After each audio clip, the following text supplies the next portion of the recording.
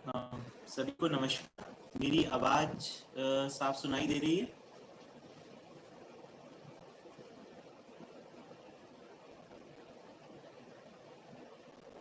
नमस्ते सुनीता दीदी।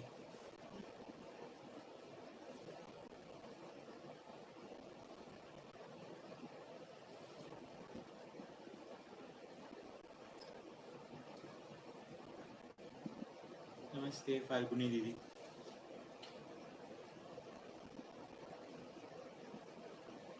आपको आवाज सुनाई दे रही है मेरी? आवाज सुनाई दे रही है?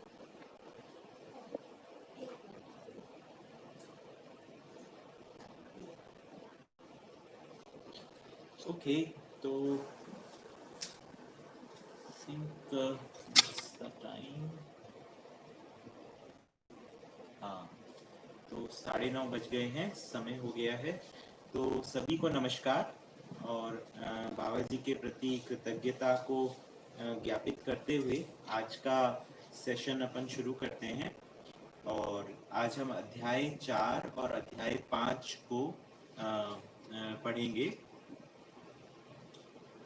तो मेरे ख्याल से जिनको आवाज़ कम आ रही है शायद वो ईयरफोन यूज़ करें तो ठीक रहेगा, है ना। मैं भी थोड़ा तेज बोलने का प्रयास करूँ।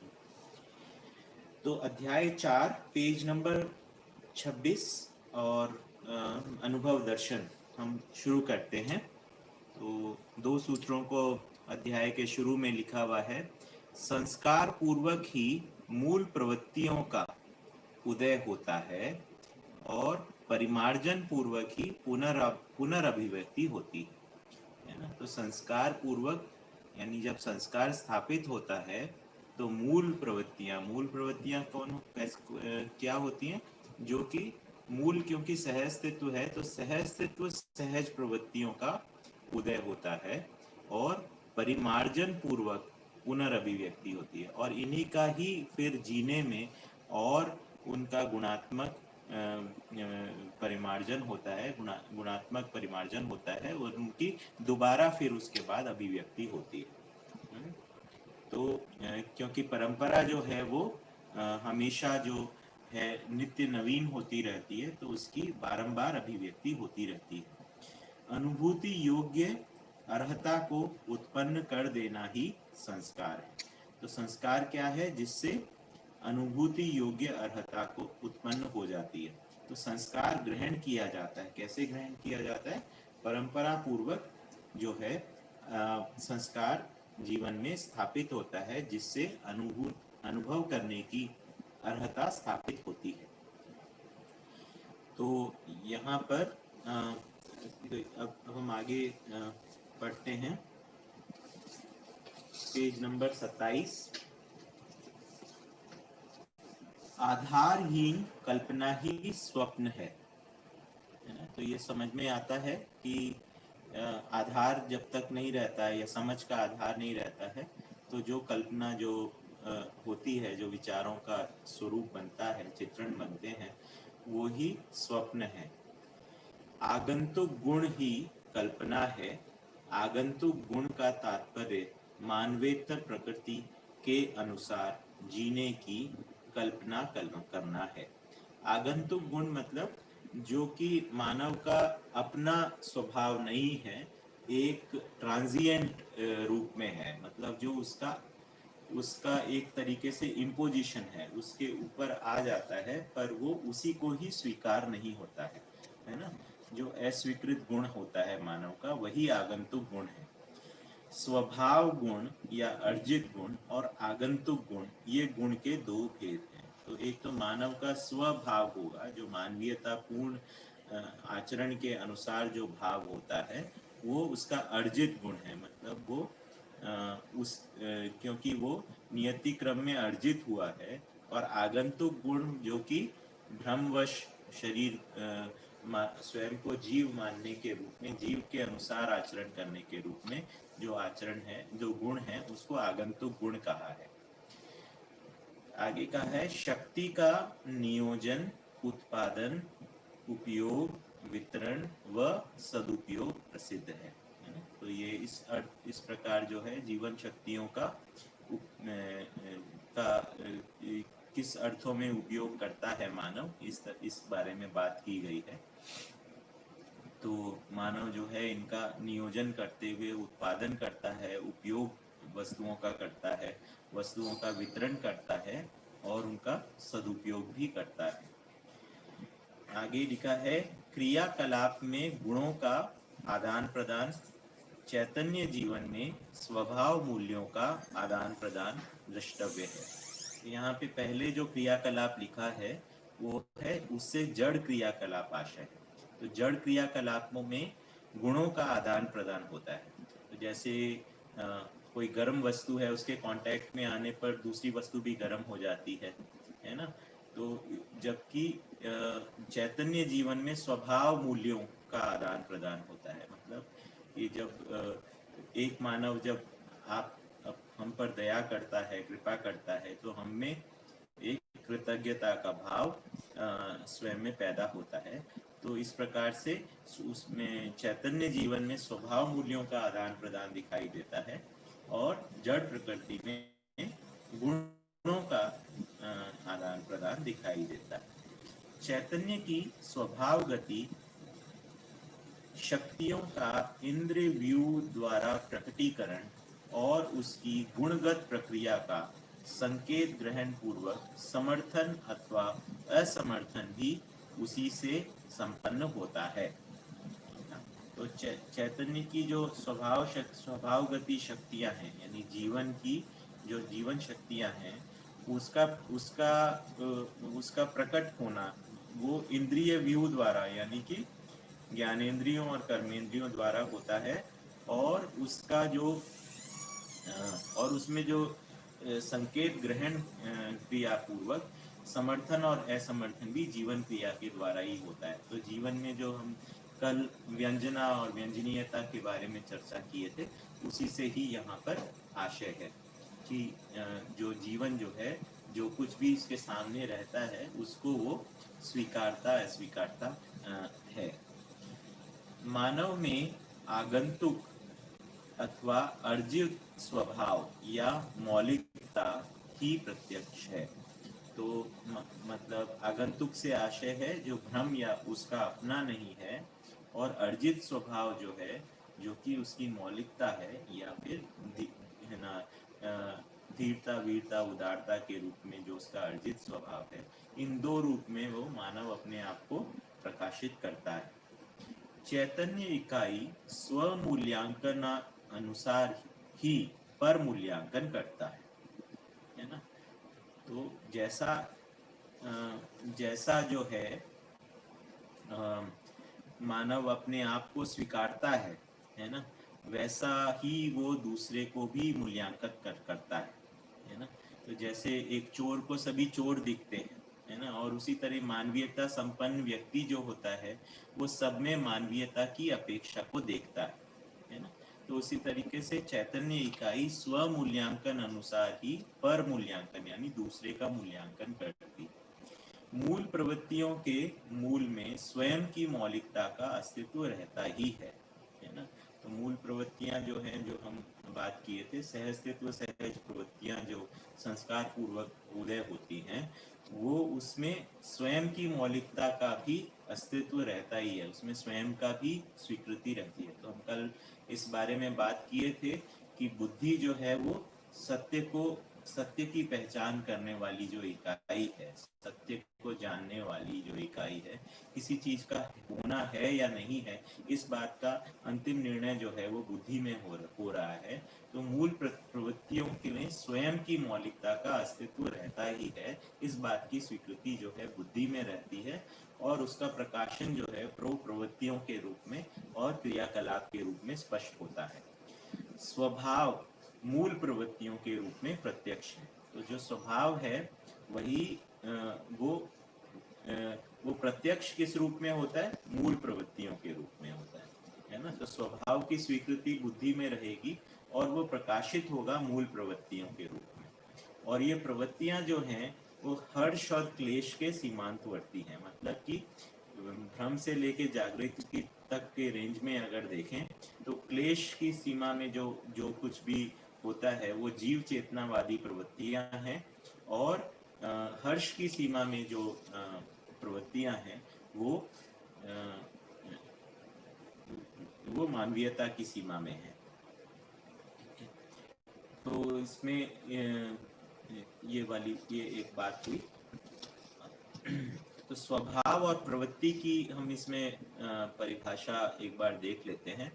स्वभाव है स्वयं की मौलिकता, नियति क्रम प्रतिष्ठा अनुरूप मौलिकता, है ना। तो स्वभाव जैसे ज्ञानावस्था की एक मौलिकता क्या होगी, ज्ञानावस्था की नियति क्रम प्रतिष्ठा के अनुरूप मौलिकता जो उसकी है ना। तो मानव जो है जब अमानवीयता उसमें होती है तब वो अपने अनमानवीयता को स्वयं नकारता है ना। इसीलिए अमानवीयता को आगंतुक गुण कहा है। मतलब कोई मानव जो अमानवीय कर्म भी कर देता है वो स्वयं उस बात को नकारता रहता है ना, कि ये मैंने नहीं किया, या मैं नहीं हूँ, मेरा वास्तव में ऐसा नहीं हूँ। इस प्रकार से हर कोई इस तरह से बात करता है ना। तो क्योंकि वो उसको अमानवीयता स्वयं को ही स्वीकृत नहीं होती है। प्रवृत्ति जो है परावर्तन होने के पहले जीवन में होने वाली आशा, विचार, इच्छा एवं संकल्पों की स्थिति। तो प्रवृत्ति जो है वो मैनिफेस्टेशन या फिर क्रियान्वयन के पहले की जो स्थिति जीवन में बनती है, यानी परावर्तन के होने से पहले। परावर्तन मतलब बाहर की ओर जो है प्रकट होने, है ना, उससे पहले जो जीवन में जो मानसिकता की स्थिति बनती है उसको प्रवृत्ति कहा गया है। ठीक है। तो अगला सूत्र है जागृत मानव में मूल प्रवृत्तियों के मूल में स्वयं में मौलिकता स्वीकृत रहता ही है ना। ये बात हमने पहले की थी कि बुद्धि में बोध के रूप में स्वयं में मौलिकता स्वीकृत रहती है, वही मूल प्रवृत्तियों के रूप में प्रकाशित होती है। जागृत चैतन्य मूल प्रवृत्तियां ही स्वभाव है ना। तो स्वभाव जो है वो संस्कार से बनता है, संस्कार से फिर मूल प्रवृत्तियों का जीने में प्रकाशन होता है। इस तरीके से इसको बैठाया जा सकता है। जागृत चैतन्य इकाई स्वयं में विश्वास पूर्वक मूल्यांकन करती है ना। तो स्व मूल्यांकन पूर्वक स्वयं में विश्वास होता है और स्वयं में विश्वास पूर्वक मूल्यांकन करना बन पाता है। जागृत स्वभाव समाधान पूर्ण मूल प्रवृत्तियों के रूप में प्रत्यक्ष है। ठीक है, ये बात ठीक हुई। भ्रमित जीवन में क्लेश और जागृत जीवन में हर्ष स्पष्ट है। ठीक है, ये लाइन अपने आप में स्पष्ट है। संस्कार पूर्वक ही मूल प्रवृत्तियों का उदय होता है, परिमार्जन पूर्वक ही पुनरअभिव्यक्ति होती है। जो हम अध्याय के शुरू में बात किए थे कि मूल प्रवृत्तियों का उदय जो है संस्कार की स्थापना से होता है, जो कि जो ज्ञान की जो सूचना है उसके विश्लेषण पूर्वक निष्कर्ष निकाल के सच्चाई में तदाकार होने से अवधारणा बनती है, उससे संस्कार की स्थापना होती है ना। तो संस्कार पूर्वक फिर मूल प्रवृत्तियों का उदय होता है, फिर परिमार्जन पूर्वक उसकी पुनर्अभिव्यक्ति यानी दोबारा अभिव्यक्ति होती है। परिमार्जन कैसे होता है, उसको जीने में अभ्यास करने से उसका परिमार्जन होता है। मन, वृत्ति, चित्त और बुद्धि के क्रमानुवर्ती संवेगों के मूल में पाई जाने वाली इच्छाओं में अपेक्षाकृत तीव्र इच्छाएं अर्जित स्वभाव है ना। तो मन, वृत्ति, चित्त, बुद्धि के क्रम वाले संवेगों के मूल में पाई जाने वाली इच्छाओं में जो अपेक्षाकृत तीव्र इच्छाएं हैं वो अर्जित स्वभाव है। तो तीव्र इच्छाएं क्या हैं, जो कि क्रिया में परिवर्तित होती हैं, तो वही अर्जित स्वभाव है जो प्रत्यक्ष रूप में विद्यमान रहते हैं। सूक्ष्म और कारण कोटि की इच्छाएं प्रच्छन्न रूप में अवस्थित रहती हैं। प्रच्छन्न मतलब जो कि एक कोई निश्चित आकार नहीं रहता है, काफी वो है ना सूक्ष्म रूप में या फिर बिखरे हुए रूप में अवस्थित रहती हैं। ये संस्कारों में पाया जाने वाला सूक्ष्म भाग है। संपूर्ण इच्छाएं संस्कारगत और व्यवहारगत रूप में स्थित हैं, जो प्रमाणित हैं। तो जो भी इच्छाएं हैं वो या तो संस्कार या स्वीकृति के रूप में होंगी या फिर प्रैक्टिस में आ चुकी होंगी, है ना। तो ये इस में व्यवहारगत मतलब जो जिनको हमने अभ्यास में ले चुके हैं, है ना। तो ये इस तरीके से इच्छा और क्रिया के संयुक्त रूप में कर्म होता है, और जो तीव्र इच्छाएं, अपेक्षाकृत तीव्र इच्छाएं हैं, उसी के द्वारा स्वभाव का प्रकट होता है ना। तो स्वभाव के मूल में संस्कारगत और व्यवहारगत रूप में इच्छाएं रहती हैं। तीव्र इच्छा को मनाकार और मन स्वस्थता का रूप प्रदान करने के लिए मानव इकाई तन मन धन का नियोजन करती है ना। तो जिस चीज के लिए तीव्र इच्छा बनती है, वो तीव्र इच्छा दो ही प्रकार की चीज के लिए बनेगी, या तो मनाकार को साकार करने के लिए या मन स्वस्थता को प्रमाणित करने के लिए। और फिर उसके लिए मतलब जिसके लिए तीव्र इच्छा बनती है, उसके लिए मानव अपने तन मन धन का सदुपयोग करता ही है, नियोजन करता ही है। जैसे बाबा जी ने जब ज्ञान और जिज्ञासा के लिए, है ना, उनकी जब तीव्र इच्छा बनी, तभी उन्होंने ये निर्णय किया कि एक शरीर यात्रा को इसमें फेंका जाए, एक शरीर यात्रा को इसमें नियोजित झोंक दिया जाए इसमें। तो तन को उन्होंने नियोजित किया, मन को नियोजित किया, मतलब ध्यान लगाना किया, और धन को त्याग दिया, है ना। धन को विरक्ति, धन के साथ विरक्ति हुआ, है ना। धन को इसमें नियोजित नहीं किया, धन को त्याग दिया। अब जो हम जिस विधि से चल रहे हैं, उसमें तन मन धन को लगाने का अर्थ जो है, अपनी मानसिकता को, अपने शरीर को और अपने धन को सदुपयोग में लगाने के अर्थ में हम तन मन धन को का सदुपयोग करते हैं। यहाँ पर विरक्ति वाला डिजाइन नहीं है, है ना। संवेग तीव्र, मंद और सूक्ष्म भेद में द्रष्टव्य है, जो कम से तीव्र इच्छा, कारण और सूक्ष्म इच्छाओं पर आधारित है। इच्छा गति के बराबर संवेग है, मतलब इच्छा को क्रियान्वित करने के साथ संवेग कहलाता है ना। तो इसके बाद में आगे अगला सूत्र पढ़ते हैं। दर्शन बराबर आकांक्षा बराबर इच्छा बराबर संवेग बराबर प्रज्ञा गति बराबर ज्ञान विवेक व विज्ञान पूर्ण प्रमाण बराबर दर्शन। तो मैंने इस सूत्र को ऐसा बैठाया है कि जैसा मतलब बाबा जी इसमें अपनी यात्रा के बारे में बता रहे हैं कि जहाँ से उन्होंने शुरू किया था, है ना, उससे उनको जैसा स्पष्ट हुआ, है ना, वहाँ से उनकी आकांक्षा बनी कि ये उनकी ऐसी कामना बनी, आकांक्षा बनी कि ये धरती को कैसा होना चाहिए, है ना। और उससे साथ में उनकी इच्छा बनी कि उसके लिए अपना संकल्प बना कि तीव्र इच्छा बनी कि ज्ञान को पाना चाहिए।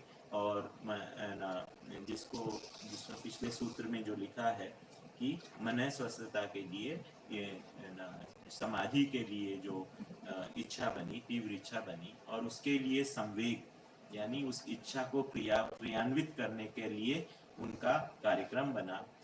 फिर ये प्रज्ञा गति है ना, और ये एक जगह पर आकर ये सफल होना जो है वो प्रज्ञा गति है, जो कि ना उनके साधना के सफल होने पर प्रज्ञा जागृत हुई। उसको प्रज्ञा को कहा है वस्तुगत सत्य, वस्तु स्थिति सत्य के प्रति अवधारणा एवं स्थिति सत्य में ज्ञान, है ना। तो ये इस प्रकार से उनकी प्रज्ञा गति बनी, और इसके बाद उन्होंने ज्ञान विवेक और विज्ञान का पूर्ण प्रमाण को प्रस्तुत किया, और उसी वो जो प्रमाण को प्रस्तुत किया उससे एक विकल्पात्मक दर्शन की प्रस्तुति हुई, है ना। तो ये मानव का उनकी एक पूरी यात्रा को एक प्रकार से वो सूत्रित करता है कि जहाँ से शुरू किया वहाँ से उनकी आकांक्षा का बनना, फिर उसके बाद में उनका एक इच्छा का बनना कि इसका ये जो है जिम्मेदारी का बनना, और साथ में उसको क्रियान्वित करने का संवेग, फिर उसके बाद में साधना का सफल होने के पूर्वक प्रज्ञा गति, और उसको फिर अपने जीने में प्रमाणित करना, फलस्वरूप दर्शन का तैयार होना। प्रवेश पूर्वक या पारदर्शकता पूर्वक स्थिति संकेत ग्रहण एवं प्रसारण क्रिया ही प्रज्ञा है ना। यानी कि प्रवेश पूर्वक मतलब कि आप किसी चीज को पेनिट्रेटिवली देख पाते हैं, यानी उसमें प्रवेश कर जाते हैं, पारदर्शक पारगामी के रूप में। स्थिति ग्रहण स्थिति संकेत ग्रहण, मतलब जो जो भी वस्तु है, व्यक्ति है, उसके बारे में उसकी स्थिति को ग्रहण करने के रूप में और प्रसारण करने की क्रिया ही प्रज्ञा है ना। तो प्रज्ञा जो है वो एक प्रकार से प्रखर बुद्धि की क्रिया है ना। अनुभव योग्य क्षमता ही सत्ता में समाहित इकाई की पारदर्शकता है। तो अनुभव के योग्य क्षमता ही सत्ता में समाहित इकाई से आश्रित जीवन है ना। तो यहाँ पर जीवन है की पारदर्शकता है, यही सर्वोच्च जागृति है, यानी अनुभव को ही सर्वोच्च जागृति कहा है। व्यापकता में अनुभव को सर्वोच्च जागृति कहा है। सत्ता में प्रकृति का संपृक्त रहना प्रमाणित है। तो सत्ता में संपृक्त जो प्रकृति है वो कोई घटना नहीं होनी है, वो प्रमाणित है, मतलब वो निरंतरता के रूप में बना ही हुआ है। साथ ही सत्ता में इकाई का अनुभव पूर्ण होना भी प्रमाणित है ना। तो ये अपना उनका सत्यापन है कि सत्ता में इकाई का अनुभव पूर्ण होना ये भी प्रमाणित है, क्योंकि ऐसा अनुभव किया गया है और ऐसा पाया गया है। पूर्णता के अर्थ में संकेत अनुसार वेग ही संवेग है, संज्ञानीयता पूर्वक संवेदनाएं नियंत्रित रहती है ना। तो ये वाली बात ठीक हुई। ज्ञानावस्था की इकाई में किसी भी प्रकार के संस्कार से संस्कारित होने के पूर्व किसी न किसी पूर्व संस्कार की विद्यमानता स्वभाव के रूप में पाई जाती है ना। देखिए,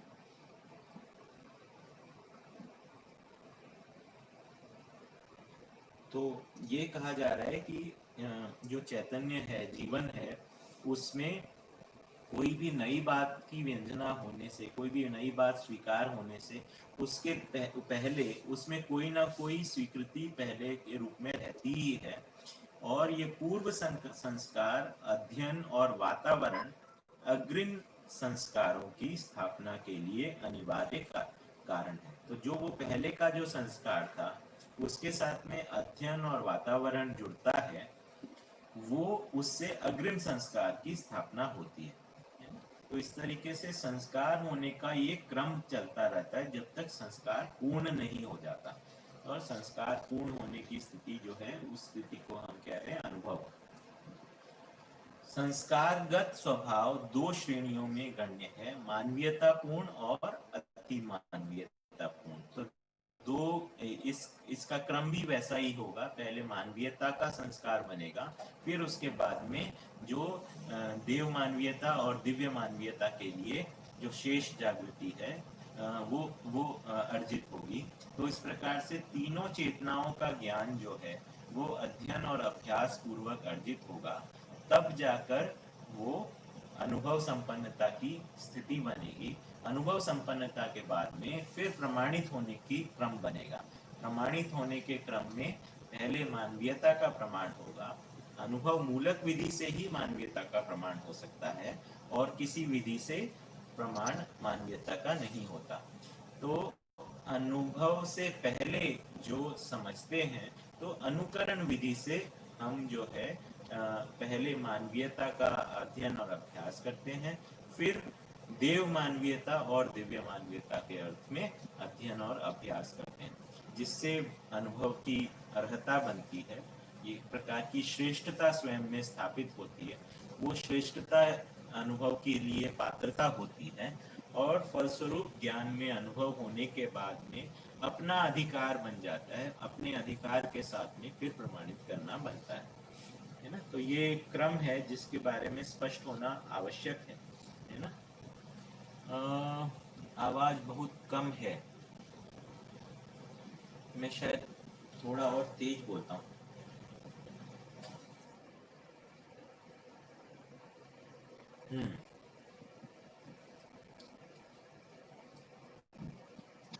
इसको पास कर लेते हैं।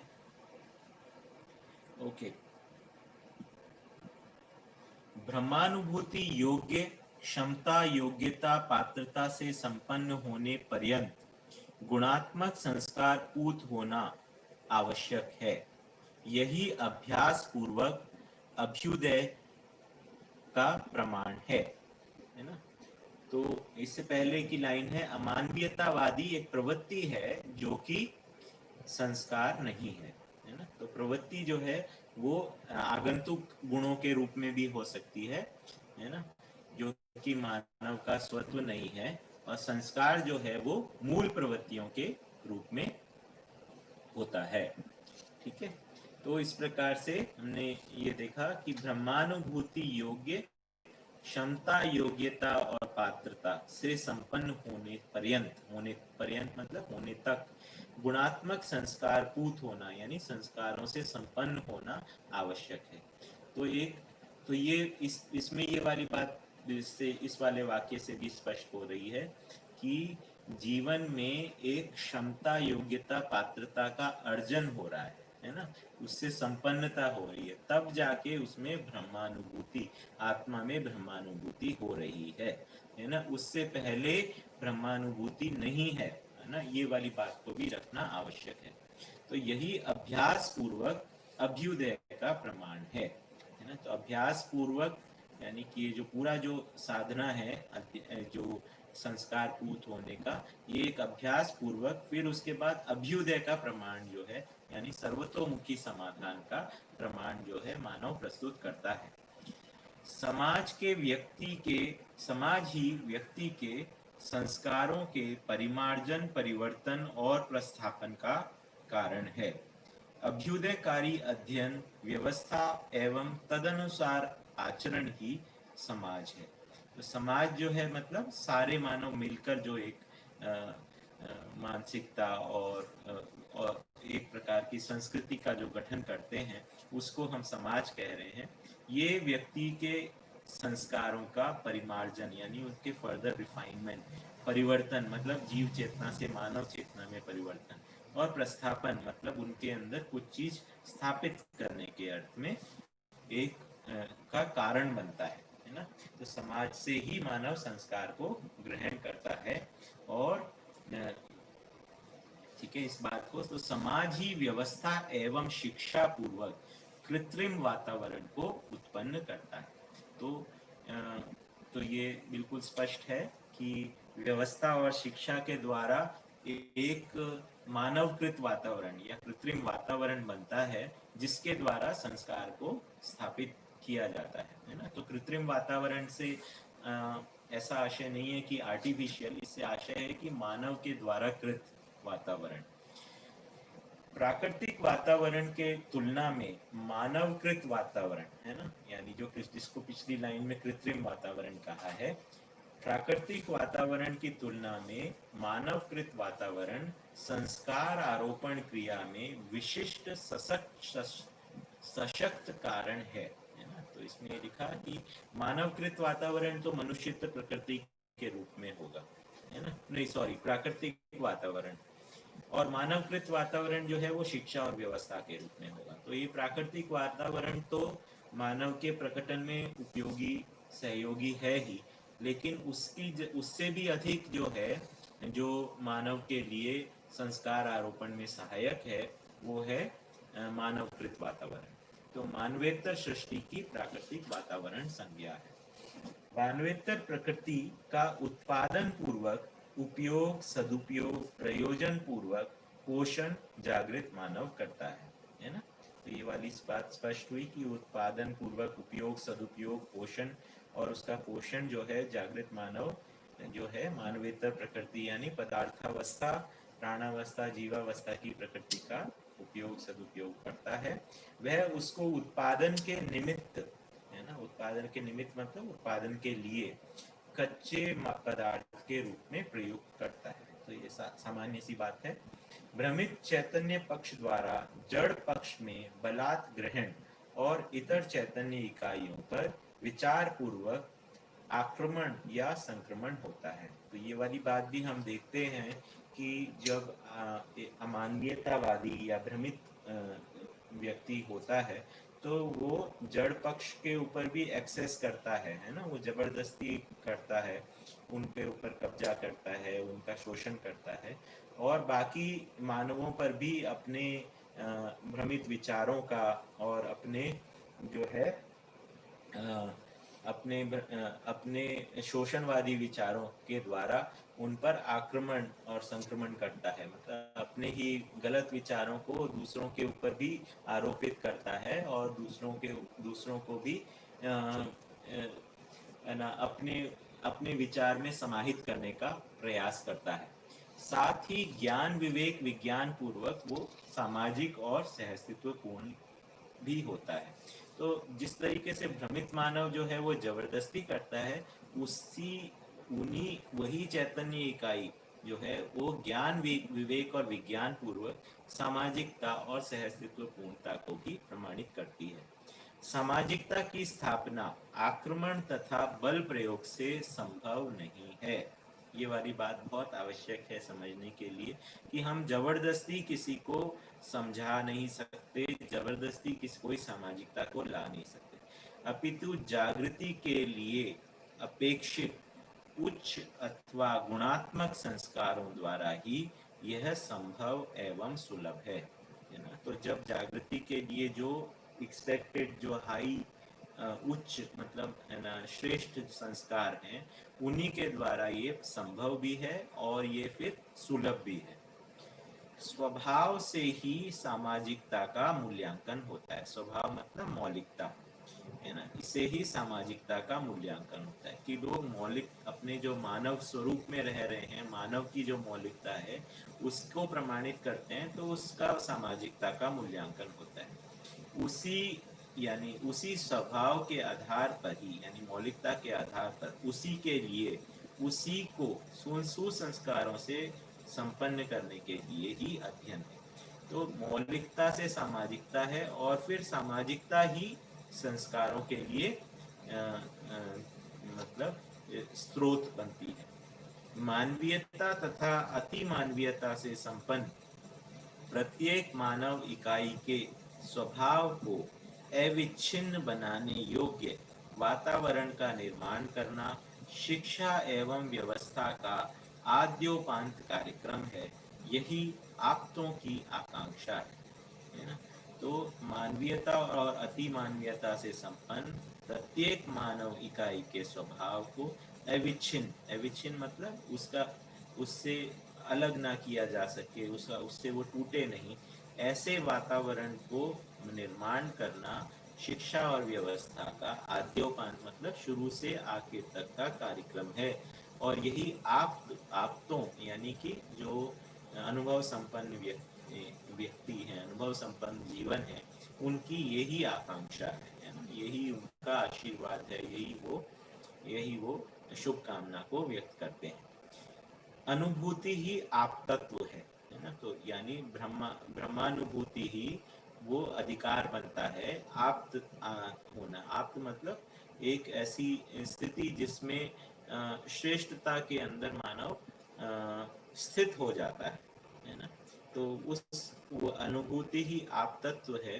अनुभूति केवल सहअस्तित्व रूपी परम सत्य में है। तो ये भी स्पष्ट हो गया कि अनुभूति का स्थली और कोई नहीं है ना। अनुभूति केवल सहअस्तित्व सत्ता में संपृक्त प्रकृति रूपी परम सत्य में है। मतलब परम सत्य का मतलब एक यही सत्य का मूल स्वरूप है और कोई सत्य का स्वरूप नहीं है। ये भी एक बात इसके अंदर कही जा रही है। वह क्षमता योग्यता एवं पात्रता पर निर्भर है ना। तो अनुभूति जो है वो किस पर निर्भर है? जीवन की क्षमता योग्यता एवं पात्रता पर निर्भर है। तो इस बात को बारंबार हम ये ध्यान दिलाया गया है कि अनुभूति तभी हो रही है जब उसकी क्षमता योग्यता और पात्रता जो है वो अर्जित हो जा रही है। वह जागृति पर है ना। क्षमता योग्यता पात्रता किस पर निर्भर है? जागृति पर निर्भर है। जागृति इच्छाओं पर, इच्छाएं संस्कारों पर, संस्कार वातावरण अध्ययन और संस्कारों पर यानी पूर्व संस्कारों पर, और वातावरण अध्ययन और पूर्व संस्कार अनुभूति सहज परंपरा पर आधारित होना पाया जाता है ना। तो वातावरण अध्ययन और संस्कार कैसे मिलेगा? अनुभूति की परंपरा, अनुभव सहज परंपरा पर आधारित होना। तो जब वो परंपरा के रूप में स्थापित हो जाता है तो पीढ़ी दर पीढ़ी वो मिलने के रूप में उपलब्ध होता रहता है। अनुभूति वर्ग, मत, संप्रदाय, पक्ष, भाषा की सीमाओं से बाधित नहीं है। ये एक बहुत बढ़िया स्टेटमेंट है कि जो भी मानव ने वर्ग बनाए हैं, जैसे चाहे वो स्त्री और पुरुष के रूप में हो, अमीर और गरीब के रूप में हो, है ना, मतों के रूप में हो, है ना, अलग अलग विचारों की मान्यताओं के रूप में हो, संप्रदायों के रूप में हो, पक्ष के रूप में हो, है ना, या भाषा की सीमाओं से, तो अनुभूति का कोई उसकी सीमा में नहीं आता है। तो अनुभूति सहस्त्र रूपी परम सत्य में ही है। अनुभूति भाषा से आगे की चीज है, सभी वर्ग मत संप्रदायों से आगे की चीज है। हम ये देख ही चुके हैं, चित्रण से आगे जो है वो मौलिकता और ज्ञान का ही स्थली है। तो उसमें किसी भी प्रकार के भेदभाव की बात नहीं होती है। उसी अर्थ में मानव जाति को सही में एक होने का स्थली जो है वो समझ और अनुभव के रूप में ही पहचाना गया है। अनुभूति योग्य अर्हता को उत्पन्न कर देना ही सुसंस्कार है ना। तो सुसंस्कार क्या है? ताकि अनुभूति योग्य की अर्हता उत्पन्न हो जाए, है ना। बिना अर्हता के कोई चीज प्रमाणित नहीं होती। बारंबार ये वाली बात आ रही है कि क्षमता, योग्यता, पात्रता, है ना, बिना उसके अर्जित हुए कोई चीज प्रमाणित नहीं होती। तो अर्हता, अनुभूति के योग्य अर्हता को उत्पन्न कर देना ही सुसंस्कार है। ब्रह्मानुभूति योग्य अर्हता पर्यंत, तब जब तक अनुभव के योग्य अर्हता, जब तक अर्हता मतलब क्षमता, योग्यता, पात्रता नहीं हो जाती, तब तक संस्कार पूत होना यानी और संस्कारों से अर्जित होना भावी है, मतलब वो उसका होना ही होगा। नित्यम यातु शुभोदयम। बढ़िया। तो हम अगला अध्याय 5 पर चलते हैं।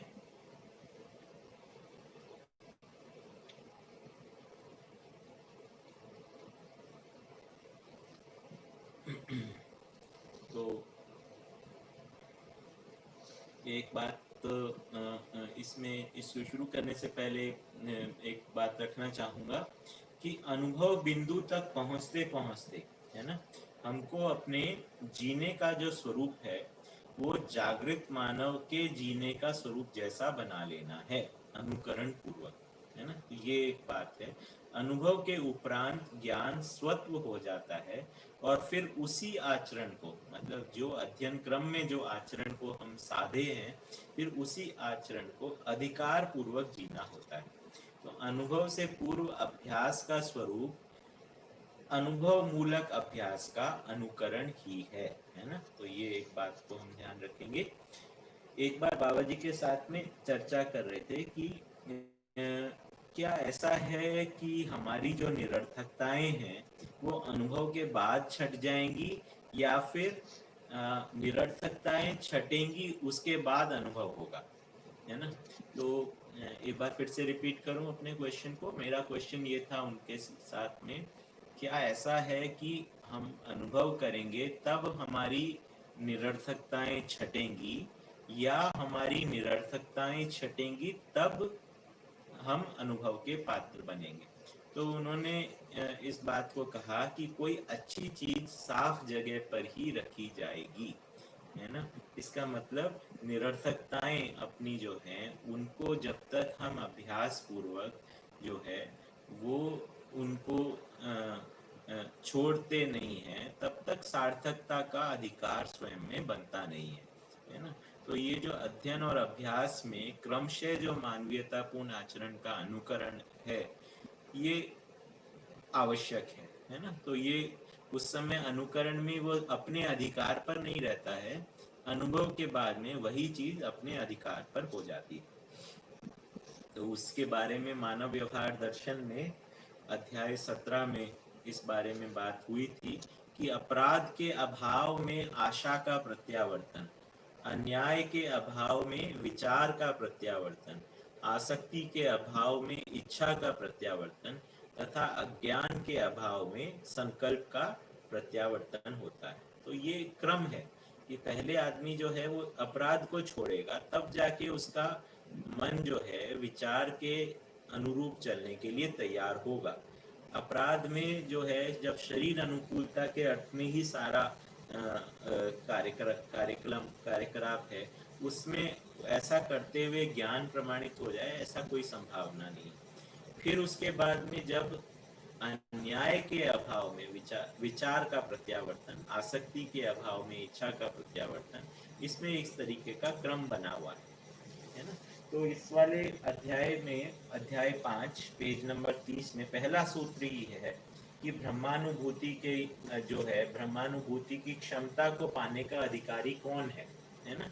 तो कैसे होगा, तो इसमें लिखा है जिस मानव के उत्पादन का अधिकांश भाग अखंड समाज सार्वभौम व्यवस्था में और न्यून अंश परिवार में उपयोग सदुपयोग के निमित्त प्रयुक्त होता है, वही श्रेष्ठ मानव है ना। तो इस तरह से श्रेष्ठता के साथ ही अनुभव की योग्यता है, वही ब्रह्मानुभूति क्षमता को पाने का अधिकारी है। शरीर के द्वारा संपन्न होने वाले, पेज नंबर 31 है ना, पहला सूत्र अपन पढ़ रहे हैं। शरीर के द्वारा संपन्न होने वाले उत्पादन, वितरण, व्यवहार, व्यवसाय एवं भोग ही ज्ञानात्मा का लक्ष्य नहीं है। ज्ञानात्मा आनंद सहज निरंतरता चाहता है। यह जागृति पूर्वक सफल होना पाया जाता है। तो ज्ञानात्मा से आशय है मानव को चलाने वाला जीवन। तो मानव को चलाने वाला जो जीवन है वो केवल शरीर द्वारा होने वाले जो मुंडेन वर्क्स हैं उसी से ही वो संतुष्ट नहीं है। उसको वो जीवन में आनंद की निरंतरता चाहता है। और ये कैसे सफल होता है? जागृति पूर्वक सफल होता है। ज्ञानात्मा बौद्धिक समाधान के बिना संतुष्ट नहीं है ना।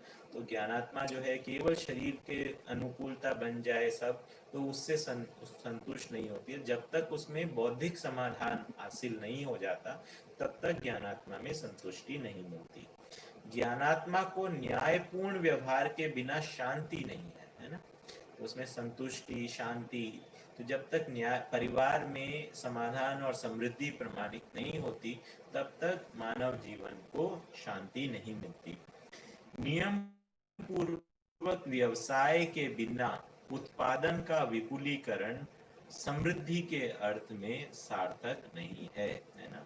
तो जब तक नियम पूर्वक, कौन से नियम पूर्वक? प्राकृतिक नियम, सामाजिक नियम, बौद्धिक नियम, इनके नियम पूर्वक व्यवसाय के बिना उत्पादन का जो विपुलीकरण, मतलब ज्यादा उत्पादन करना, समृद्धि के अर्थ में सार्थक नहीं हो सकता है। तो नियम पूर्वक व्यवसाय करेंगे जिससे उत्पादन का विपुलीकरण होगा, जिससे समृद्धि का प्रमाण होगा।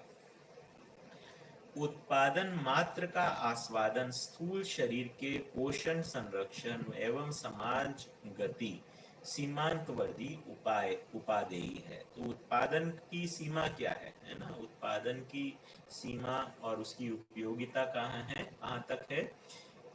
स्थूल शरीर जो कि मानव जीवन के लिए सबसे प्रमुख साधन है ना। स्थूल शरीर के पोषण, संरक्षण, परिवार के पोषण, संरक्षण और उसके द्वारा समाज गति में भागीदारी, उसके लिए उसकी उपयोगिता है। तो इसमें उत्पादन को कम नहीं कहा गया है, पर उसकी सीमा भी बताई गई है ना। तो जो ये भाग जो है बौद्धिक समाधान है, वो उत्पादन की सीमा में नहीं आ रहा है ना, पर वो समाज गति में भागीदारी में आ रहा है, परिवार के पोषण संरक्षण में आ रहा है, जो कि आवश्यक है। फिर उसके बाद यांत्रिक तांत्रिक प्रयोग भी उत्पादन अपेक्षा में निहित है। तांत्रिक प्रयोग से आशय यहाँ पे मतलब कोई तंत्र यानी प्रोसेस बनाना यंत्र से तो आशय तो है, स्पष्ट है ही कि कोई भी मशीन है, तो कोई भी मशीन और प्रोसेस का प्रयोग भी उत्पादन की अपेक्षा में निहित है। प्रत्येक आवश्यकीय आस्वादन से जड़ पक्ष की पुष्टि होती है। तो कोई भी, जैसे हम आस्वादन करते हैं भोजन का, है ना, पुष्टिदायक वस्तुओं का, तो उससे क्या है, जड़ पक्ष की ही पुष्टि होती है, मतलब शरीर की ही पुष्टि होती है। चैतन्य पक्ष के मन को सुख या दुख भी भास सकता है। तो जड़ पक्ष के आस्वादन के द्वारा चैतन्य पक्ष यानी मन को जो है संवेदना में सुख या दुख यानी अच्छा लगना और बुरा लगना भी हो सकता है। सुख के भास आभास का कारण ही है उसकी निरंतरता के लिए जिज्ञासा। तो जीवन में जो सुख का भास आभास होता है वही उसका कारण है कि उसकी निरंतरता कैसे बनी रहेगी। अर्थ का विपुलीकरण सुख की निरंतरता का साधन सिद्ध नहीं हुआ। तो अब मानव ने ये करके देख लिया कि अगर हमारे पास में बहुत भौतिक वस्तुएं हो जाएं तो सुख का भास आभास की निरंतरता हो जाए या सुख की निरंतरता हो जाए, ऐसा ऐसा सफल नहीं हुआ। साथ ही अर्थ उपेक्षणीय भी नहीं है ना। तो ये भी एक बात है कि भौतिकता जो है वो उपेक्षा के योग्य भी नहीं है। उपेक्षा मतलब तिरस्कार के योग में या उसको छोड़ देने के लिए भी नहीं है, क्योंकि जड़ शरीर के पोषण, संरक्षण और समाज गति के निमित्त उत्पादन आवश्यक है। उत्पादन एक आवश्यक वस्तु है, मानव के जीवन का एक आवश्यक भाग है ना। और क्या क्या किसके लिए आवश्यकता है? शरीर के पोषण, संरक्षण और समाज गति के लिए। अर्थ के सदुपयोग में सभ्यता और आचरण प्रकट होता है। अब इस अर्थ का सदुपयोग जब होगा तब मानव की सभ्यता और आचरण का प्रकट होगा, है ना। जिसकी अक्षुण्णता ही अग्रिम विकास एवं जागृति सहज परंपरा का उदय है। तो इसको बनाए रखना ही परंपरा का उद्देश्य है। तो एक बार बाबा जी के साथ में चर्चा हुई थी कि मतलब वो इस बात को कहना चाह रहे थे कि दिव्य मानव जो है ना, वो ऐसा नहीं है कि मतलब वो उसको अब कोई काम नहीं करना है, उसको परिवार में नहीं रहना है और उसको मतलब कोई उत्पादन नहीं करना है। तो उन्होंने कहा कि दिव्य मानव कोई भीख मांग कर नहीं खाएगा, है ना। तो वो भी अपने स्वायत्त विधि से ही जिएगा, अपने अपने अपना जो है आर्थिक रूप से अपने परिवार की जिम्मेदारियों को के लिए स्वयं जिम्मेदार होगा और उसी उसी विधि से वो अपने आचरण को, मानवीयतापूर्ण आचरण को ही व्यक्त करेगा। तो उस अर्थ में उत्पादन जो है वो है ना, दिव्य मानवीयता के आचरण में भी एक अविभाज्य आयाम है। न्यायपूर्ण सामाजिक व्यवहार ही सुख एवं शांति सहज निरंतरता है। धर्मपूर्ण विचार ही समाधान है जो संतोष सहज निरंतरता है। धर्म विहीन वस्तु या इकाई नहीं है, ना। तो हम यहाँ पे समझे ही हैं, चाहे जड़ हो या चैतन्य हो, सभी प्रकृति जो है वो धर्म के साथ में ही है। प्रत्येक इकाई में रूप, गुण, स्वभाव और धर्म का अध्ययन प्रसिद्ध है। तो हमने इस बात का स्थान स्थान पर अध्ययन किया है कि प्रकृति की जो इकाइयां हैं उसकी पूर्ण व्याख्या हो जाती है अगर इन चार आयामों को हम अध्ययन कर लेते हैं उसके, है ना। तो इकाई का रूप है, उसका परस्परता में प्रभाव है ना, उसकी उपयोगिता और पूरकता है, उसकी उसकी मौलिकता, उसका स्वभाव है। और धर्म उसकी जो है आइडेंटिटी है, उसकी अविभाज्यता है ना, जिससे उसके साथ में जिससे जो उसकी धारणा है। तो इस तरीके से रूप, गुण, स्वभाव और धर्म के रूप में प्रकृति की सभी इकाइयां हैं, है ना। और इस प्रकार से जो प्रकृति को एक व्यवस्था के रूप में पहचानना बन पाता है। और उसका जब कोई चीज व्यवस्था के रूप में होती है तभी उसका अध्ययन हो सकता है।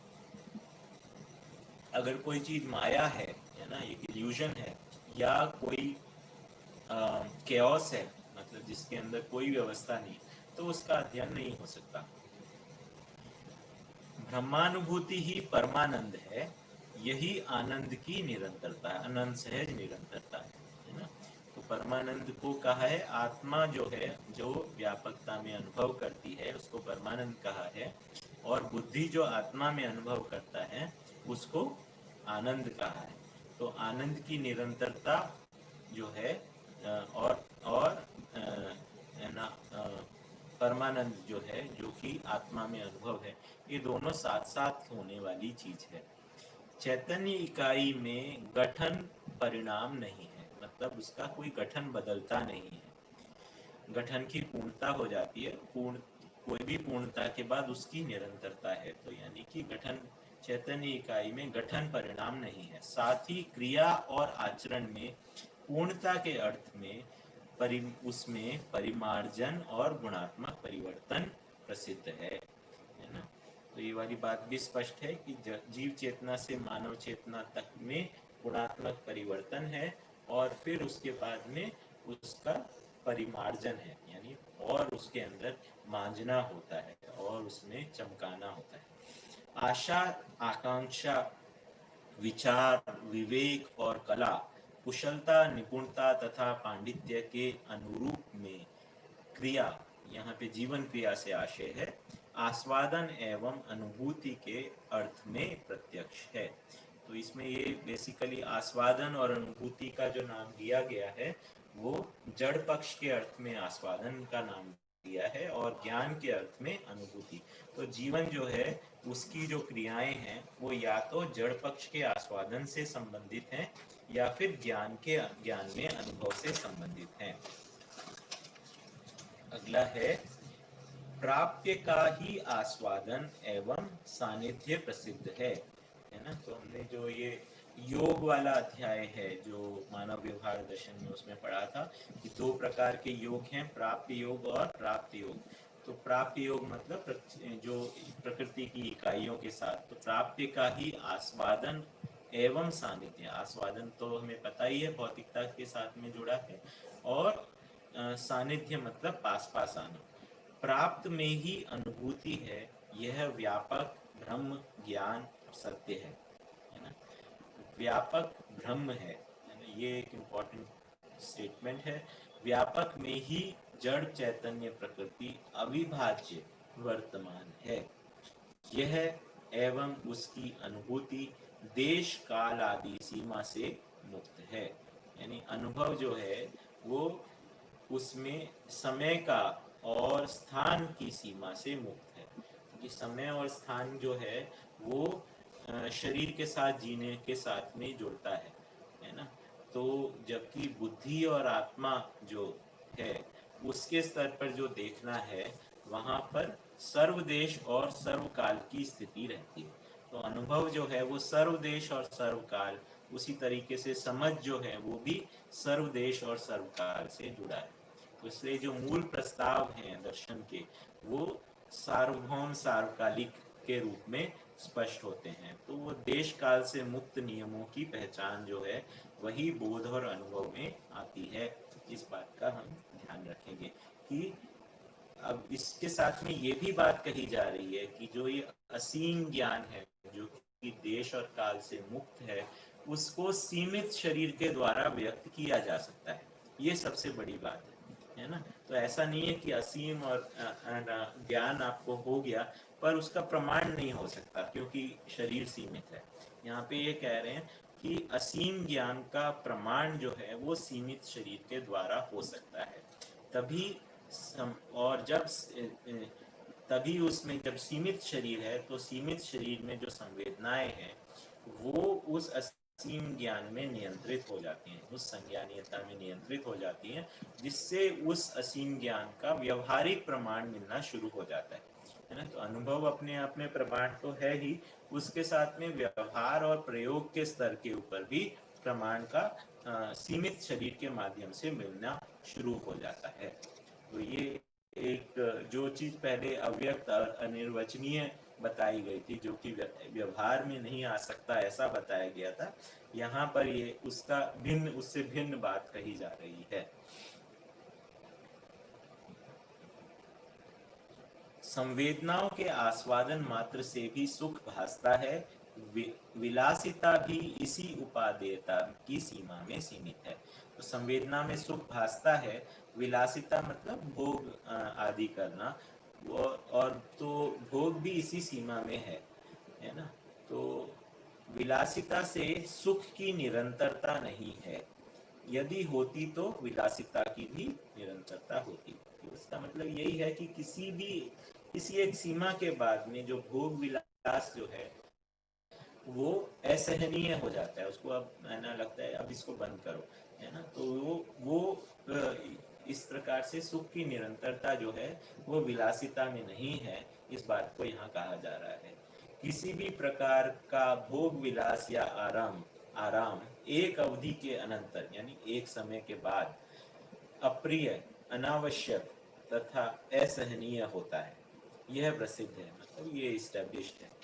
आहार विहार की क्षण भंगुरता प्रसिद्ध है ना। तो ये तो स्पष्ट है ही कि हम खाना पीना रहन सहन जो है वो उसके वो एक तरीके से ब्रिटल होता ही है कि हम जब खा लेते हैं तो फिर उसके बाद और खाते ही रहें, ऐसा हो नहीं सकता, है ना। और हमें कहीं घूमना है, रहन ऐसा करना है तो घूमते ही रहे, हमें सुख उससे मिलता ही रहे, ऐसा नहीं होता, है ना। एक समय आकर होता है कि बहुत हो गया घूमना, अब घर चलो। तो इस प्रकार से आहार विहार की क्षण भंगुरता प्रसिद्ध है। मानवीयता पूर्ण जीवन में आहार विहार आदि में संयम तथा आवश्यकता से अधिक उत्पादन और कम उपभोग के सिद्धांत की स्थापना और पालन होता है। तो ये बात ठीक हुई। तो आहार विहार बंद हो जाता है, सनी आहार विहार में संयम हो जाता है और आवश्यकता से अधिक उत्पादन हो जाता है, और जितना उत्पादन है उससे कम उपभोग हो जाता है ना। तो उत्पादन खूब करना है पर उससे कम उपभोग करना है, और जो शेष है उसको सदुपयोग में लगाना है, ऐसा मानवीयता के स्वरूप में स्थापित होता है। एषणा त्रय में, है ना, वो हम बात किए थे, लोकेशना, वित्तेषणा, कुत्तेषणा। इसमें से वित्तेषणा से कुत्तेषणा और कुत्तेषणा से लोकेशना श्रेष्ठ होने के कारण मानवीयता से अधिक स्थिति अति मानवीयता को पाने के लिए जिज्ञासा प्रसिद्ध है।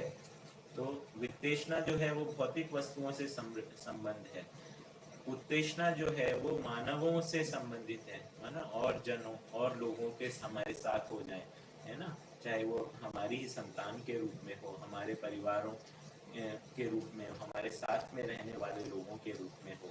तो उत्तेजना है वो जनबल कामना है, वित्तेषणा जो है वो धन बल कामना है, और लोकेशना जो है वो अपने यश की कामना है, अपने पहचान के साथ में जो है यश की कामना है। तो इनमें श्रेष्ठता का क्रम है ना। ये तीनों सामाजिक हैं, ये तीनों ऐष्णाएं सामाजिक हैं, लेकिन इसमें श्रेष्ठता का क्रम है। तो मानव जिन जिन चीजों को पा लेता है उसकी निरंतरता हो जाती है और फिर उससे आगे की ओर बढ़ता है। तो उसी तरीके से वित्तेषणा से कुत्तेषणा से फिर लोकेशना, और फिर लोकेशना से भी अधिक जो है दिव्य मानवीयता की स्थिति। तो इस प्रकार से ऐष्णा मुक्ति जिसको कह रहे हैं, है ना, तो उसके लिए क्रमशः जिज्ञासा होती है। तो हमने बारंबार इस बात को एम्फिसाइज कर रहे हैं कि अध्ययन क्रम जो है वो दिव्य मानवीयता तक की योग्यता का अभ्यास करने तक है, तभी ब्रह्मानुभूति योग्य अर्हता जो है वो स्वयं में स्थापित होती है, उसको अनुभव करते हैं, फिर उसके बाद में मानवीयता, देव मानवीयता और दिव्य मानवीयता का प्रमाण जो है वो जीने में मानव प्रस्तुत कर पाता है। मानव चेतना मानव ऐष्णात्रय में से के लिए उत्पादन के अधिकांश को नियोजित करता है ना। तो मानव चेतना संपन्न मानव जो है अपना जो उत्पादन कहाँ लगाएगा, ऐष्णात्रय में से के लिए।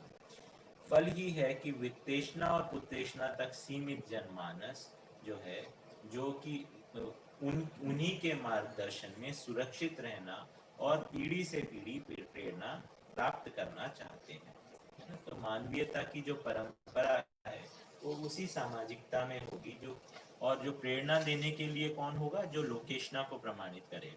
तो उस प्रकार से ये मानवीयता की परंपरा बनती है। लोकेशना युक्त मानव में धर्मपूर्ण सत्य दृष्टि, धीरता, वीरता, उदारता एवं दयापूर्ण का स्वभाव है। यही देव मानव है। ये निर्विवाद रूप से अन्य अजागृत मानव इकाइयों के मार्गदर्शक हैं। तो देव मानवीयता में एक प्रकार से अन्य लोगों के मार्गदर्शन करने के, उनका प्रबोधन करने की बात कही गई है। उनमें समझदारी को स्थापित करने का बात, एक प्रकार से देव मानव में दया कृपा की जो है शुरुआत दिखाई देती है, दया कृपा का प्रमाण दिखाई देता है। जिस मानव के उत्पादन का अधिकांश भाग वितरण में और न्यून अंश परिवार में उपयोग सदुपयोग के निमित्त प्रयुक्त होता है, वही श्रेष्ठ मानव है। वही ब्रह्मानुभूति क्षमता को पाने का अधिकारी है। वितरण का तात्पर्य समाज, अखंड समाज सार्वभौम व्यवस्था में नियोजन से है ना। तो ये वाली बात हम पहले इस अध्याय में कर चुके हैं। नित्यम यातु शुभोदयम, इस प्रकार से अध्याय 5 जो है हम अच्छा, आवाज साफ नहीं आ रही है, एक बार और, ठीक है, फिर से आई थिंक। तो अभी मैं कल जो कुछ क्वेश्चंस रह गए थे उनको लेना चाह रहा हूँ, और फिर आज अगर कुछ क्वेश्चन होंगे तो होपफुली हम उनको भी एड्रेस कर लेंगे। तो कल राहुल तायाडे जी, मेरे को पता नहीं उनका स्पेलिंग में उनको सही ठीक प्रोनाउंस कर रहा हूँ या नहीं, राहुल जी का क्वेश्चन था, भैया अनुभव से अधिक अनुमान को विस्तार से बताएं। तो इस बारे में यह है कि जब इसको सामान्य अर्थ में देखें तो हमें जिस भी बात का एक्सपीरियंस रहता है, जो बात हमने पाई रहती है, जो हमारे अधिकार में रहती है, अब इसके बाद में हम जो भी कुछ अनुमान करेंगे उसमें वो अनुभव तो शामिल रहता ही है और उससे अधिक भी होता है ना। उसके अधिक की हमारे साथ में कल्पना जुड़ती ही है, तो उस अर्थ में अनुभव से अधिक अनुमान होता है। अब यहाँ पर जो ये ज्ञान में अनुभव की बात कर रहे हैं, तो उसके बाद में, अनुभव के बाद में जो मानव अपनी कल्पनाशीलता को प्रयोग करेगा, वो किस अर्थ में करेगा, उसको जीने में प्रमाणित करने के लिए, तो वो अनुभव से अधिक होगा ही। तो अनुभव जो है वो अपने में एक स्थिरता के रूप में स्पष्ट होगा, और उसके बाद में जो अनुमान है वो उसके साथ में जुड़ेगा ही। फिर आगे है, अनुज सूर्यवंशी जी का प्रश्न था, गठित परमाणु का व्यापक महापरमाणु में विलय होना ही क्या दिव्य अनुभव है?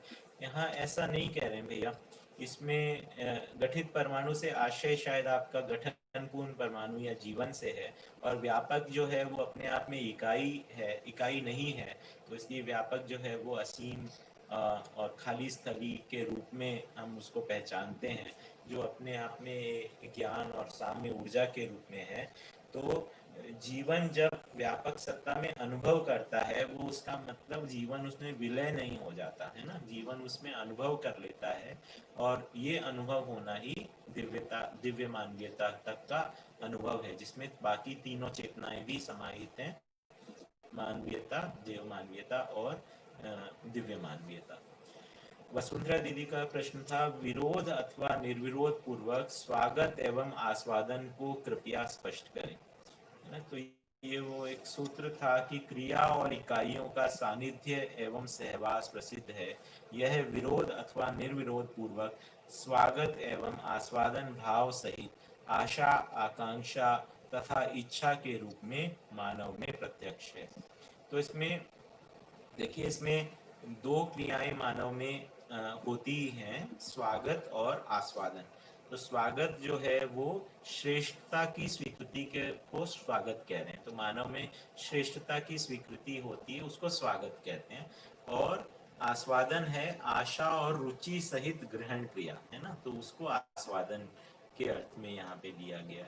तो इस प्रकार से उसके लिए विरोध होगा या निर्विरोध होगा, मतलब उसके लिए श्रेष्ठता की स्वीकृति और रुचि सहित ग्रहण क्रिया, इन दोनों के लिए भी मानव में विरोध और निर्विरोध होगा ही।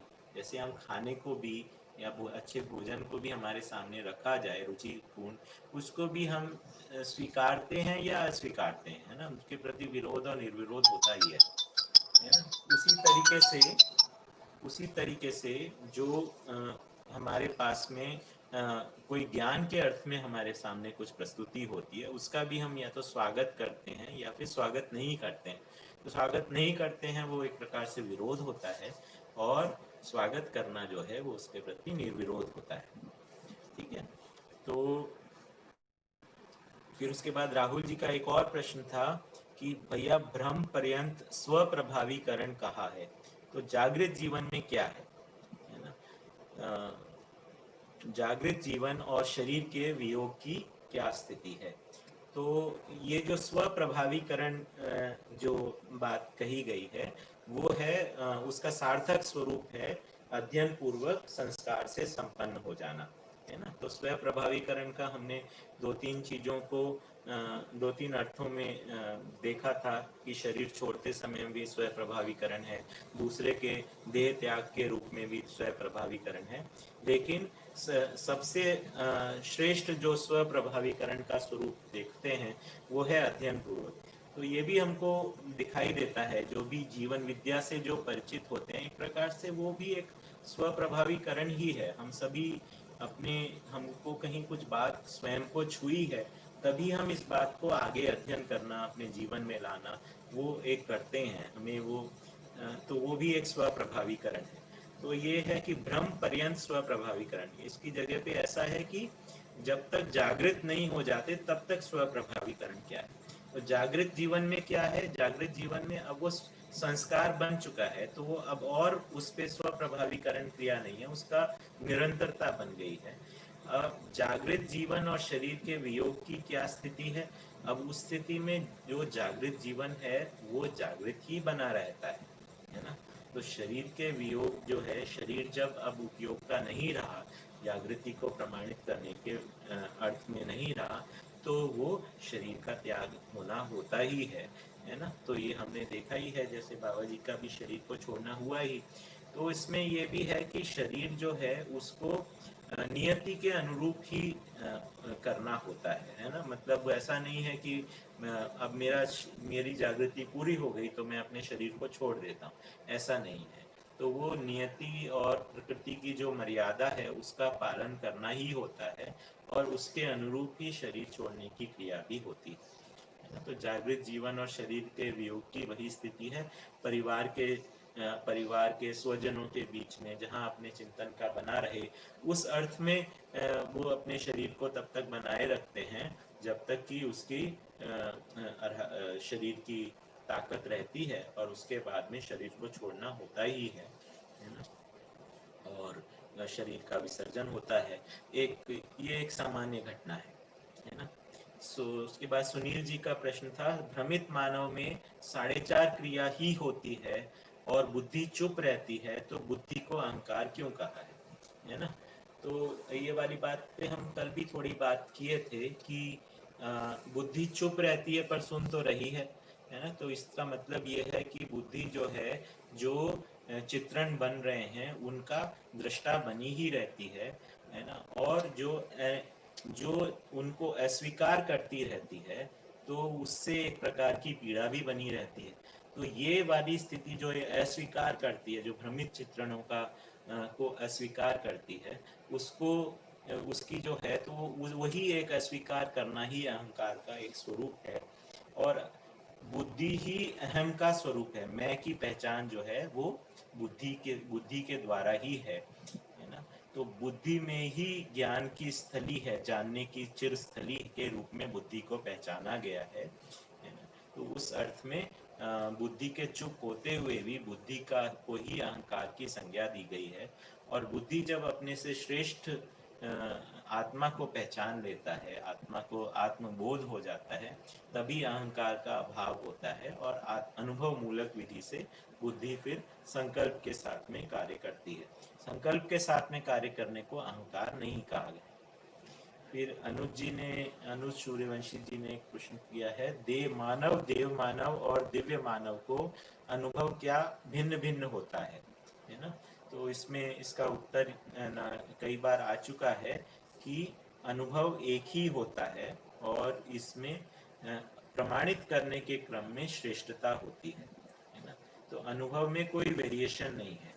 तो अध्ययन अभ्यास पूर्वक मानव चेतना, देव चेतना और दिव्य चेतना, इन तीनों का ज्ञान अर्जित होता है और उसके अनुरूप अभ्यास होता है। उसके फलस्वरूप अनुभव की पात्रता बनती है। अनुभव होने के बाद में मानव का प्रमाण पहले, फिर देव मानव का, फिर दिव्य मानव का प्रमाण। तो प्रमाण जो है वो अनुभव मूलक विधि से ही होता है। तो ये क्वेश्चंस कल आए थे। मैं आज वाली लिस्ट को भी एक बार देख लेता हूँ। शुरू से देखेंगे।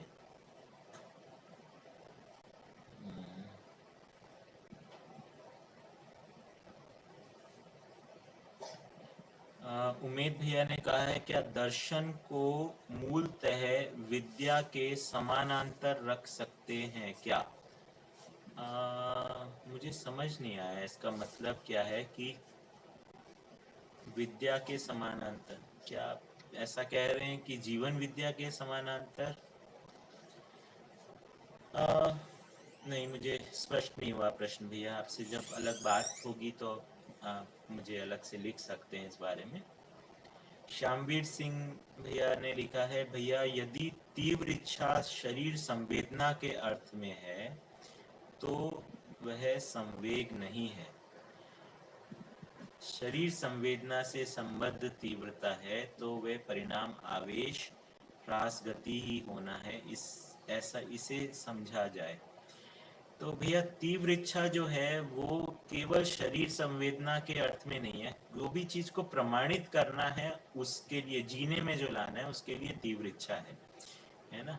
तो तीव्र इच्छा जो है उस तरीके से क्रिया के अर्थ में है, जो जिस इच्छा को क्रियान्वित करना है ना। तो सभी जो ज्ञान जो है वो शरीर के द्वारा ही प्रकाशित होगा और उसके लिए तीव्र इच्छा का होना आवश्यक है ना।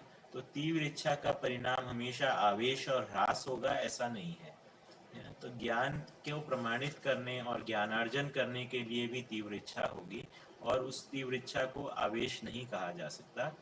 हाँ, ऐसा भी हो सकता है कि भ्रमित रहते तक जिन चीजों के लिए तीव्र इच्छा होती है वो आवेशकारक हो सकते हैं।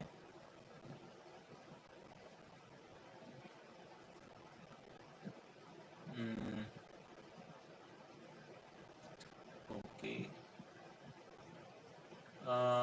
ललित शर्मा जी ने पूछा पक्ष का मतलब क्या होता है। जैसे पक्ष नॉर्मली किसी विचार से जुड़ जाते हैं या किसी व्यक्तित्व से जुड़ जाते हैं, है ना। जैसे अभी भी पक्ष और विपक्ष होता ही है ना।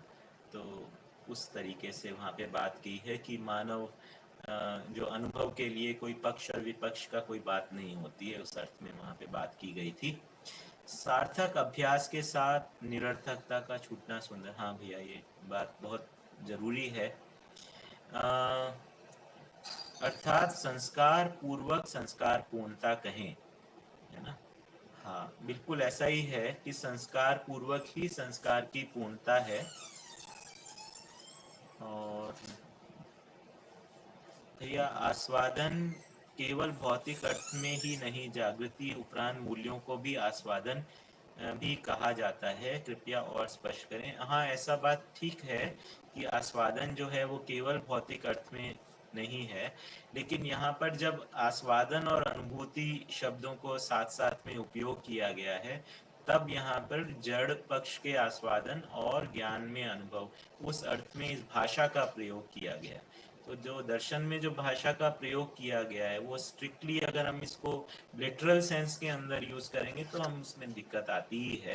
लेकिन अगर हम इसको है ना उसके कॉन्टेक्स्ट के साथ में समझेंगे तो दिक्कत नहीं होती। इसलिए बाबा जी के साथ में जब हम चर्चा करते थे तो ऐसे बोलते थे कि है ना ऐसे कैसे, मतलब हम कैसे बैठाएं। तो उन्होंने कहा देखो, किताब जो है वो अकेला समझा नहीं सकता है, किताब के साथ में कोई आदमी होना ही होगा जो उसको समझा हुआ है, तो उसके कॉन्टेक्स्ट को वो क्लियर करेगा। क्योंकि कोई भी चीज़ को समझने के लिए जो बहुत सारे कॉन्टेक्स्ट को साथ में रेफरेंसेस को देना होता है वो एक आदमी ही कर सकता है, वो कोई किताब या कोई मशीन उसको नहीं कर सकती है ना। भैया तो क्या व्यक्ति हर तरह के ज्ञान का स्वागत करेगा?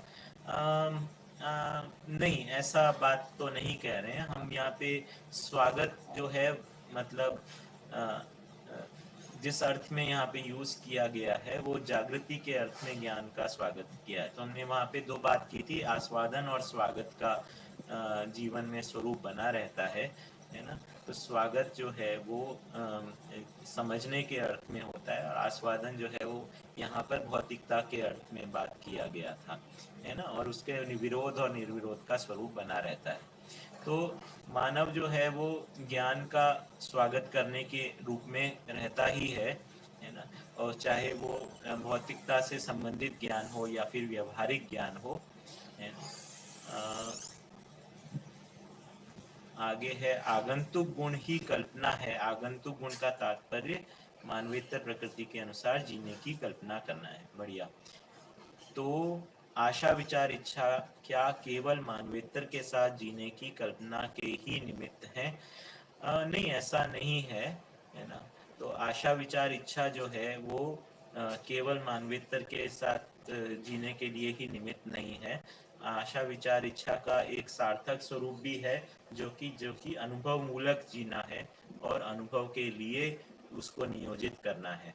तो जब हम अनुभव के लिए नियोजित करते हैं तो आशा विचार इच्छा जो है मानवेतर प्रकृति के अलावा जो मानवीय स्वभाव और मानवीय इनके साथ इनको भी अपने में उनकी भी कल्पना लाती है और उसकी एक उसके लिए भी अभ्यास करती है। और फिर उसके बाद अनुभव मूलक विधि से तो मानवीय देव मानवीय दिव्य मानवीयता का अभ्यास रहता ही है। फिर इसके बाद शामवीर भैया ने लिखा है अध्याय 4 में प्रवेश पूर्वक पारदर्शकता क्या है। तो ये है कि अनुभव मूलक विधि से जो आदमी जीता है उसका ध्यान बना रहता है ना। तो उसमें एक प्रकार की ट्रांसपेरेंसी रहती है कि चीज को वो बहुत पैनी दृष्टि से देख पाता है। तो एक बार बाबा जी के साथ में ऐसी बात हो रही थी, तो उन्होंने कहा था कि जब भी कोई चीज हम देखते हैं तो उसको 3 आयामों में देखते हैं, है ना। तो कैसा वो दिखता है, क्या वो करता है, और वो उसका मूल स्वरूप क्या है ना। तो वो ये जो तीसरा जो है, जो मूल स्वरूप क्या है, उसको उन्होंने नाम दिया सूक्ष्म संवेदना। तो ना कि ये अधिकार जो है वो अनुभव मूलक पूर्वक आ जाता है। तो उस तरीके से एक पेनिट्रेशन या प्रवेश पूर्वक देखने का अधिकार बन जाता है। तो उसका फिर उन्होंने बात करते हैं कि इस तरीके से जागृत मानव के साथ छुपना बड़ा मुश्किल है। मतलब उसके सामने जब आप बात कर रहे हैं तो आपके प्रयोजन, आपकी मूलतः आप चाहते क्या हो, इसको वो देख पाता है ना। आपकी पात्रता का, आपकी उसका मूल्यांकन कर पाता है। तो इस प्रकार की एक पारदर्शिता बन जाती है। तो उस पारदर्शिता के साथ में, है ना, जब व्यक्ति प्रकट होता है या व्यक्ति अपने प्रबोधन को करता है तो वो बात सीधे सीधे स्वीकार होती है, क्योंकि हमारी पात्रता को जस्ट बिल्कुल प्रिसाइजली वो व्यक्ति पहचानता है और उसके अनुसार अपनी बात को रखता है। तो एक प्रकार से बात कम्युनिकेट होती है और वो स्वीकार होती है ना। हाँ, तो उमेद भैया ने कहा था दर्शन बराबर आकांक्षा बराबर इच्छा। तो वही बात अब मैंने उसमें रखा था कि जो मुझे वो समझ में आया है कि जैसा उन्होंने देखा, उस बाबा जी ने जो जिस जिस परंपरा में पैदा हुए उसमें एक प्रकार का एक देखने का स्वरूप था। उससे उनकी कामना बनी कि कैसा होना चाहिए, और उस कामना के आधार पे इच्छा बनी। फिर वो इच्छा जो है वो तीव्र इच्छा के रूप में, और फिर उसके लिए तन मन धन का नियोजन, और फिर उसके बाद में प्रज्ञा गति, ये वाला एक सूत्र था। प्रज्ञा गति मतलब ज्ञान का प्रकट होना, और फिर उसके बाद में उसको जीने में ज्ञान विवेक विज्ञान का प्रकाशन होना, ये वो सूत्र में भी बताया गया है। फिर आगे है शरीर को एवं शारीरिक क्रियाओं को निरंतर अलग कैसे देखा जाए, इसके अभ्यास रोजाना करने के टिप्स दीजिए। क्योंकि बेसिकली में मैं और शरीर दोनों अलग अलग हैं, तो देहाभ्यास से कैसे छूटें।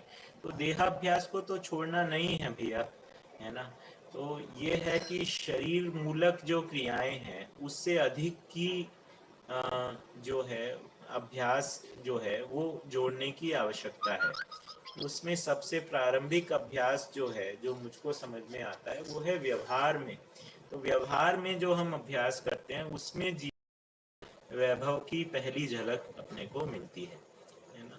तो वहाँ पर ही एक्चुअली जो संबंधों में जो अ, जो भाग है, चाहे वो सेवा से जुड़ा हो या कृतज्ञता से जुड़ा हो, उन जगहों पर अपने जीवन की विशालता जो है वो सबसे पहले स्पष्ट होती है ना। और फिर उसके बाद में जो ये हम शास्त्र अध्ययन कर रहे हैं वो भी एक्चुअली उससे जो हमारी मानसिकता में एक विशालता का स्वरूप आता है, ये भौतिकता से कहीं ज्यादा है। वो भी एक जीवन की विशालता को हमको एहसास करा जाता है ना। तो ये शरीर जीवन की विशालता का हमें अभ्यास करने की यही जगहें हैं, है ना। तो कर्म अभ्यास जो है वो तो है ना एक आवश्यक ही है ना, उसको तो आवश्यकता के अर्थ में ही है।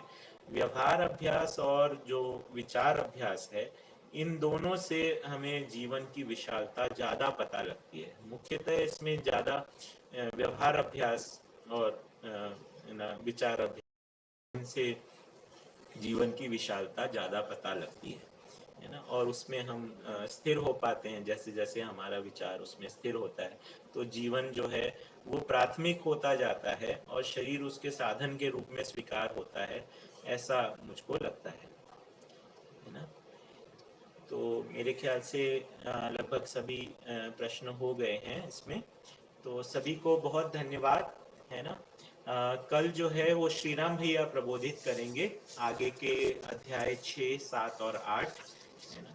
फिर जो है वो कल परसों हमने 3 दिन रखे हैं उसके लिए, आवश्यकता अनुसार वो उपयोग करेंगे, है ना। तो बहुत धन्यवाद। फिर मिलेंगे। नमस्कार।